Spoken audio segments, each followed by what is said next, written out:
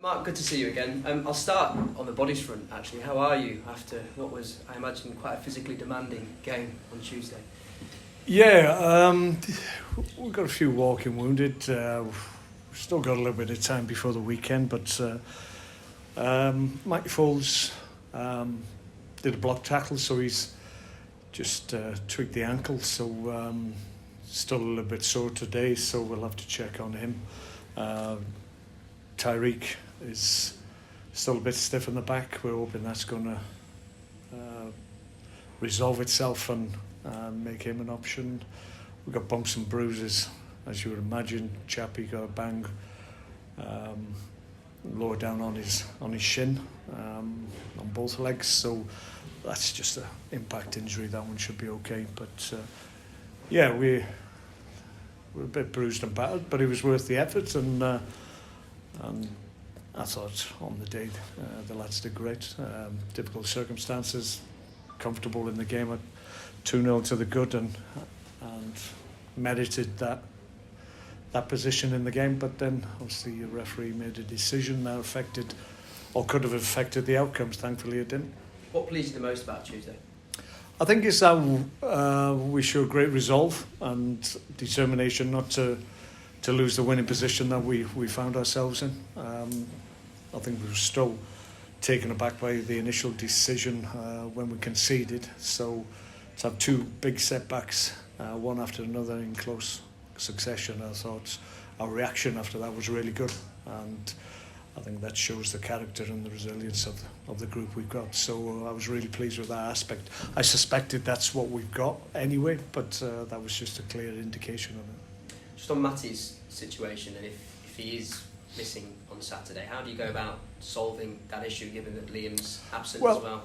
Well, we're still very hopeful. Like I said, got 24 hours or so, more than that, if we think he's close and he can travel. So we're hopeful, but we've got options. It might be that we have to move people around, or possibility. Obviously, we haven't got Liam, the obvious replacement, so we might have to ask someone to just play our position on this occasion, but we'll have a look at it. We're still very hopeful that it'll be okay. Just on those that are still absent, Jamie Walker being the most notable one of those at the moment, how close is he to potentially returning? Well, Jamie's doing everything in training now. He's had a good week up to this point, trained fully once again, and the only thing really missing is probably another good week's work, and then game time. We'll have to obviously drop him in at the correct rate. We can't obviously throw him in immediately for 60, 70, 80, 90 minutes or whatever. That's just crazy thinking, so that won't happen. We'll dip him in as we see fit and make sure that he gets the right amount of time at the right level of progress. So, but he's very positive. He looks great in training, I have to say. Sometimes when guys have been out for a little bit of time, it takes them a little while to have that confidence just to move and do things that they did as a footballer before. And sometimes you can see that on your eye when they initially come back. But we're not seeing that with Jamie. He looks in good nick. On that strand, just how is Abo Issa reacting to the minutes now after such a long layoff? Yeah, really pleased for Abo the other night. Probably the reality was we had to throw him on, and there was a little bit of concern. I think all my medical staff had their head in their hands because they thought maybe it was a little bit too much given the circumstances as well. We had to dig in, and Abo was a big part of that. But he's come through it. He's a good athlete, a great athlete. And we're really pleased that he's had that positive game and that positive impact. So for him and for everybody, that gives everybody confidence that he's a lot sounder now, and hopefully he'll be free of the injuries that he's had. We spoke about on Tuesday after the game the use of the squad and how you had to call upon players to come in and use them as and when. Jan Songo came in admirably and deputised the centre half following Matty's red card. you also said that you've had to disappoint players as well with such a large squad. How are you handling those that are absent, not through injury, but just because they can't get into the squad? Yeah, it is hard, but I think there's an acceptance up to a point. They're disappointed, obviously, when they're not involved, but on occasion, certainly for away games, I won't take everybody. It does make sense to have guys not just sat in the stand, and I think sometimes they're better served staying behind and doing a little bit of work. Obviously, you've got to cover yourself just in case anybody drops out overnight. But yeah, it's not easy. Some take it better than others. I think there's a time and place to tell guys that they're not involved. Sometimes immediately after giving the team out. Sometimes that's the best time because they don't particularly want to listen to me at that point anyway. So yeah, sometimes you just got to poll people after the event and just explain the thinking behind it. Sometimes I'll do it immediately. Other times, given everybody's got a different character, sometimes it's best to leave that explanation to the Monday morning after the game, just to give them a little bit of clarity. So it differs depending on the individual. Really. One of those players that has been missing, Jake Young, hasn't featured since Tranmere, I think, I'm right in saying, in the league. 4 goals this season. I think he's your second highest goal scorer across the squad. What does he have to do to get back in for you? Yeah, Jake's had a really good start. Didn't maintain that, if we're honest, and that can happen. Young players can do that and can burst and have a really good period, and then they can plateau a little bit. That's probably happened to a certain extent with Jake. He's just got to keep on working hard. I explained to him that I needed to have a look at Abo and give him some game time, so that obviously that's affected his opportunities of late. But he's training well enough, and once he gets to the level there where I think he's going to be a good option once again. And circumstances change in games anyway, because we're going to get injuries. The pitches are starting to change now. Sometimes you can pick up injuries because of the change in the firmness of ground. So we're going to, as I've said right from the start, we're going to need everybody. Jake's played his part early in the season. He plays part as the season progresses. Just away from that, I want to revisit, if I can, the amount of time that you played on Tuesday evening. I think you said yourself you'd never played 101 minutes in a regulation game of football. Anyway. Well, it's probably longer than that. He put about 4 on at the end of the first half. So yeah. We're talking a lot about officials at the moment, seemingly after games, contentious decisions, things that are happening. Has it ever been this much of a talking point for you in your managerial career? I'm not sure. I can't remember a period where really there's that much to discuss, but it just seems of late we've been hurt to a certain extent. If that's a strong word, I don't know, but that's what it feels like at the time. Certainly the decision later on in the Swindon game where we've lost the opportunity to get maximum points at home when we played exceptionally well. It was a wrong decision. We were told it was a wrong decision. I'm not sure whether that's supposed to console us. It doesn't really, but at least we were correct in our interpretation of what happened. So there was disappointment there. Thankfully, the other night, a number of the decisions that were made could have affected the outcome, and thankfully they didn't. But I just think it's about making sure that the big decisions, the ones that have a direct impact on the score or the outcome of the game, it's really important those decisions are correct. And we've had situations where those big decisions have been made incorrectly and directly affected outcomes of games we've been in. So that is my concern, and I've had that concern right throughout my career as a manager and as a player. Yeah, you want the big calls to be made correctly. That's a sign of a good referee if they're able to see them. I do think maybe the threshold or the introduction of a higher threshold in terms of what they allow and don't allow sometimes allows referees not to make any decision whatsoever because they say just play on when clearly this foul's been committed. So I think maybe the powers to be need to look a little bit closer at that and maybe send out different directives, or if not a different directive, but certainly a little bit more clarity in terms of their understanding of what the threshold is, because there seems to be a wide sway of opinions of what's allowed now and what isn't. So that needs to be cleared up, I think. How do they do that? How is that it's not easy. Yeah. I'm telling them what to do, and I am going to answer for them, but that's their job. They've got to work it out and try and make it better, because only through our own personal experience we just feel sometimes what's given by one referee isn't given by another, and vice versa. So that's when the inconsistency word raises its head, and it's just because there's a wide swathe of opinion in the game, and it's just one referee's opinion seems to be different to another's in terms of their interpretation of what's a foul and what isn't. And from my point of view, it should be more black and white rather than grey.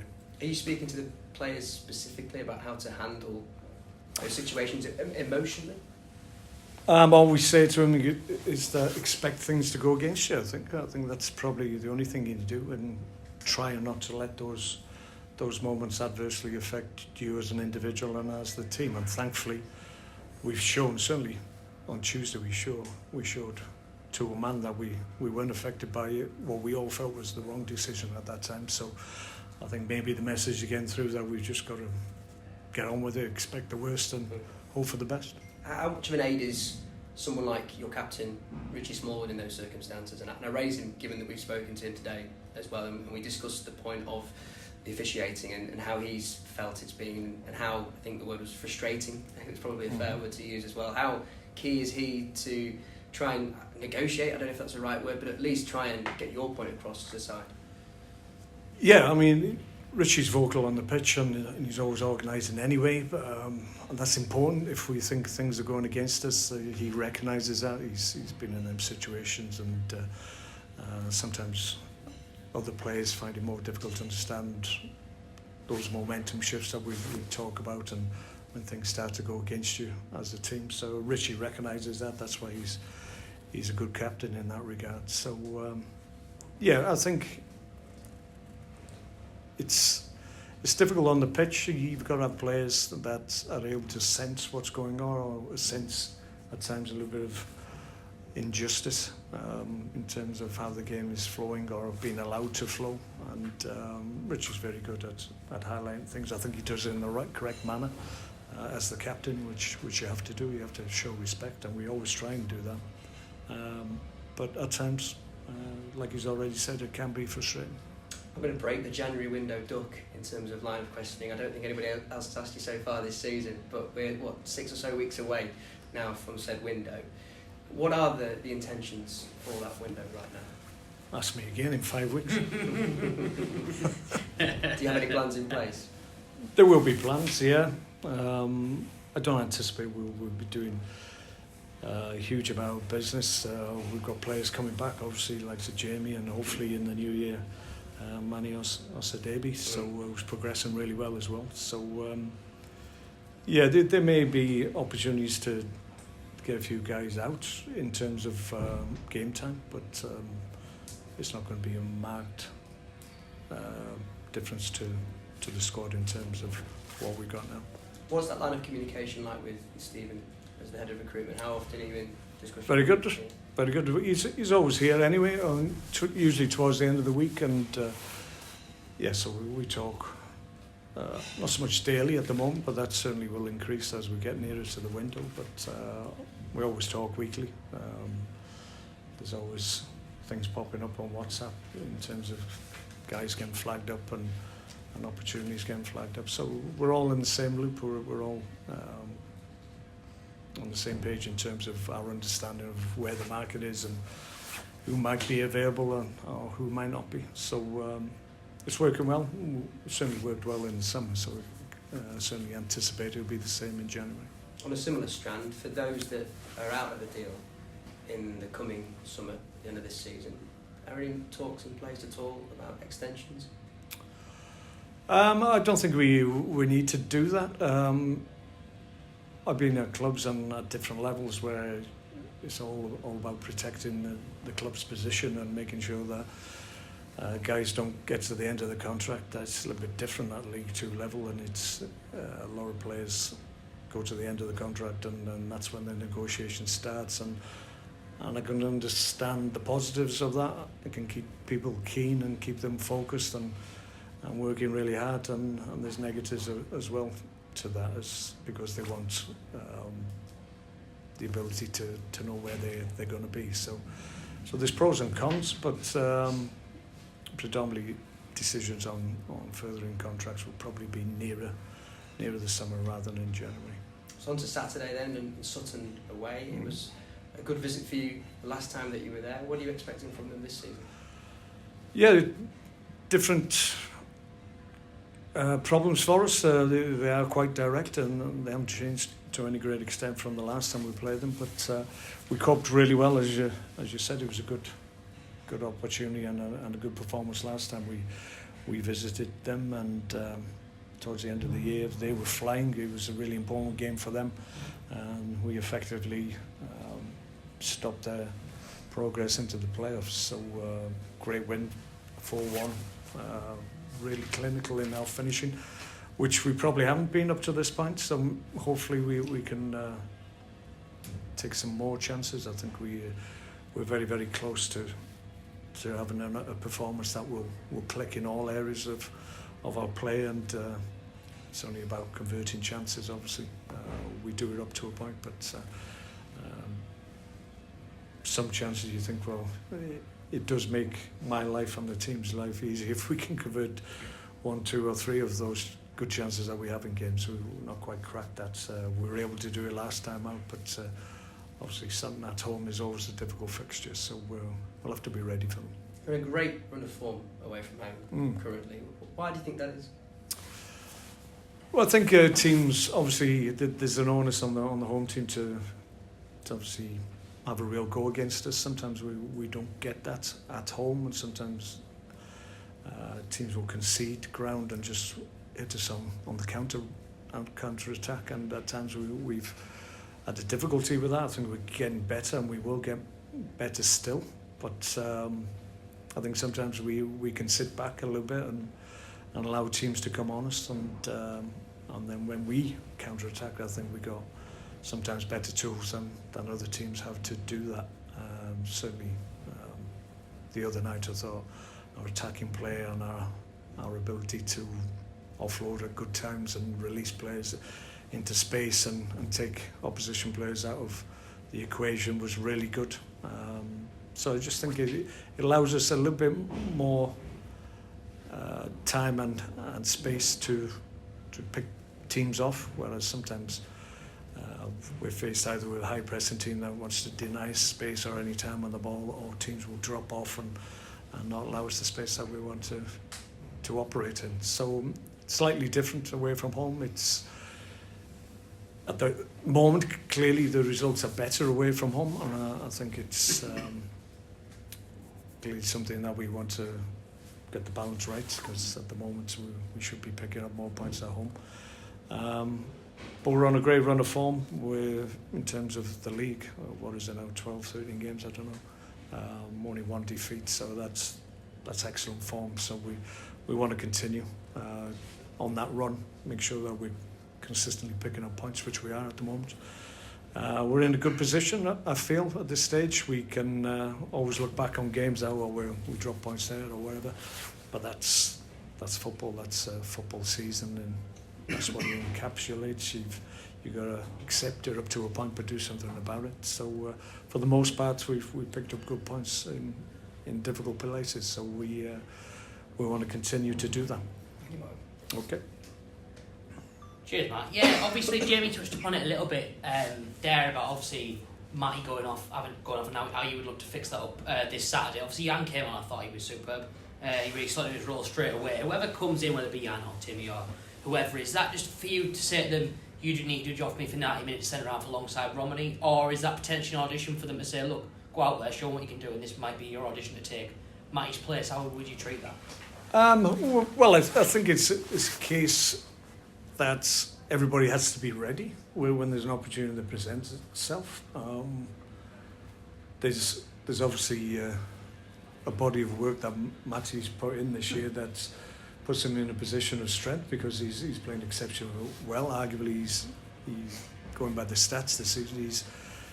He's in the top few left backs in the league at the moment. The way he's playing, so yeah, it's a challenge to take him out of this team, and if he does miss out on a game because of injury, then... No, I was talking about like full well, but also Platinum obviously being suspended. Yeah, I get that. I'm getting to the point eventually. Don't worry about it. So yeah, it is. Yeah. It's about when guys do get an opportunity, then they need to take it in so much as that they show that they've got my trust there. They all have. It's just that at times they haven't been able to show that in the team itself, but I know the ability they've got.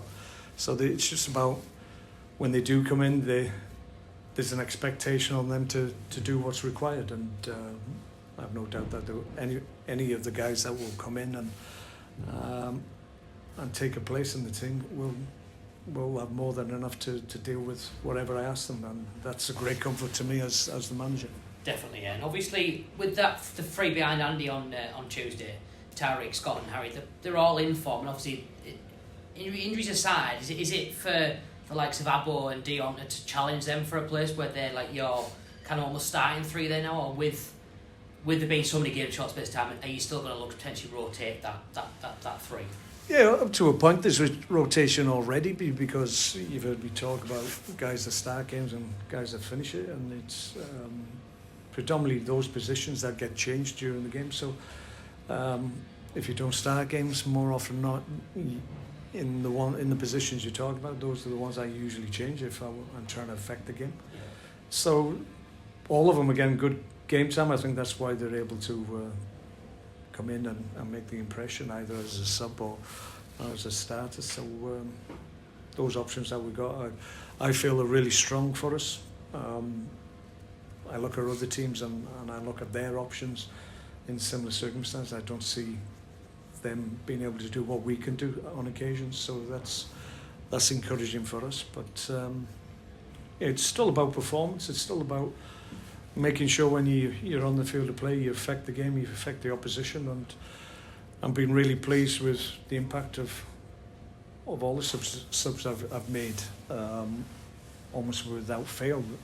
Almost every one of them has had some kind of impact when they've been introduced. So that's really important, because I've said to the guys before, it's important that when you come on, you make an impact, but you can only do that if you're engaged in the game and you understand the situation of the game when you're introduced. So they've got a good understanding of that, each and every one of them. Great stuff. And obviously Harry's proven a really popular signing goal, and there's been some games where he's been quite obviously the star player, but obviously didn't have a load to do against match. He didn't restrict them to not many chances, but his save from Lucas Akins just before the goal was phenomenal. Is it great that you got a keeper that you can rely on to keep in games if you are being outplayed, but also a keeper that can pull things off even when he's not being called on much, and he might be almost a bit cold, if you like, because he's not much to do? Yeah, well, that's a sign of a good keeper, which Harry undoubtedly is. He's having an exceptional season, playing week in, week out. Obviously, that was all that was missing from him in terms of being a top quality keeper, because maybe people held that against him and weren't be prepared to take the risk that maybe some people saw in terms of me giving him the number one shirt. But I knew what I had with Harry in terms of his ability. Up to a point, it was a risk, only as much as that he hadn't had a run in the team for quite some time, but he was playing regular at a good level with good players, training every day with Premier League players taking pot shots at him. So you've got to be about your game, or you can't contribute to training sessions. So being exposed to that level has always been a good thing for him. So now all he's added is game time, and that's why he's thriving. So the fact we've got a keeper of his level is really reassuring for the guys at the back. We defend really well, I feel, for the most part, and I think it's always reassuring when, if on occasions we don't defend quite as well, then the opposition has still got to get past Harry, so that's a good situation. Definitely, yeah, definitely. And obviously on to Sutton, and obviously they aren't in very good form. They're only at home for a couple of months, and obviously you mentioned how disappointed you were with you guys in the FA Cup. They had a pretty disastrous defeat to Farnborough as well at home. I mean, is there a fear that they could almost do what you do and bounce back, or are you looking at it as they're not playing too well? If we do our jobs right, we should be able to beat them. How do you approach them? There's always that worry about a bounce back performance, that can happen, but we're more about our performance level and what we can produce. So we always think we can cause opposition teams problems if we play to our potential. We did on Tuesday night, certainly. I think we can replicate that again against Sutton. They'll have something to say about that, obviously, because like you said, they need to obviously up their levels. I'm sure that's how they're feeling. So it always does seem that Bradford City coming to town has an effect on the opposition, because they view us as a big match and a team that will test them. So they're always ready. It sometimes feels like they forego a few fixtures just prior to coming up to us and then go all out against us rather than teams before us. So let's see if that happens again. But it's still about us and how we perform. Definitely, yeah. And obviously, we touched upon it. It was a really great day for you last time out at Sutton. Are there things you can take from that, or the fact that the team is so different from that one that played that game in April mean it's not really much of a factor, or can the players that were here then sort of talk about and influence the game on Saturday? Yeah, I think so. I think there's good memories. We've got a number of the guys that were involved that day still involved. So yeah, it was a good day. The shape of the team won't be any different in my view, not at this point. That's where we have a raft of injuries which I'm hoping to avoid. So the way we play won't change too much, and it's working at the moment, we feel. So on that day, we executed really well in terms of what we tried to do in the game, and came under pressure, obviously, because they will put balls into your box, and we had to deal with that. But I think we're just in a place now where we're really enjoying going up against different teams who seem to set us different problems week in, week out, and that's the challenge. But on the back of a good performance, then you want to get out there again and see if you can replicate it. So that's what we'll try and do. Definitely. And obviously I have to ask, because all the chatter just before you came in was about the England World Cup's going to be announced, but you don't care about that. You care about Wales. So correct. That was announced early. Well, I'm assuming you do. That was obviously earlier this week. Rob Page announced his squad. For you as a proud Welshman, how far are you hoping, or maybe expecting Wales to go in the World Cup? Well, I don't think we were expecting just to go and make the numbers up. I think we're beyond that. I think, given the performances last European Championships, I think we view ourselves as a team that can progress, and the nucleus and the spine of the team is there. It's the spine that the success that they've had has been based on. So thankfully they're all there for us, but some are coming towards the end of their careers. Others are obviously on the back of injuries, like Sir Joe Arnold is still struggling with a hamstring, but he's going on the plane. I think he'd be important even if he doesn't play around the place. So they're in a good place. They've got a fantastic team spirit. The whole of Wales is with them. Very little negativity surrounding anything connected with Welsh football, which isn't always the case with England.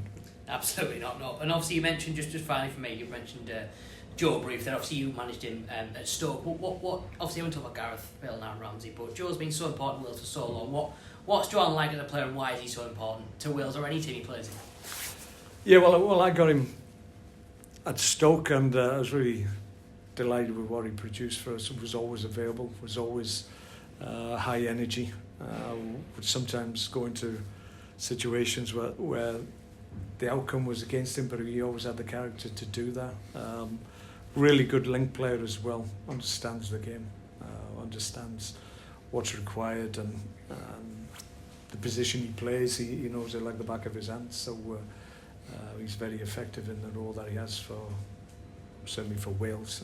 He certainly was for me and I wish him well. I hope his injury resolves itself and he's able to play, because he's a huge factor in the success that they've had, and he deserves to go to a World Cup and enjoy a World Cup. Definitely. Thanks a lot, Mark. Okay, all done, guys. Thank you very much. No problem.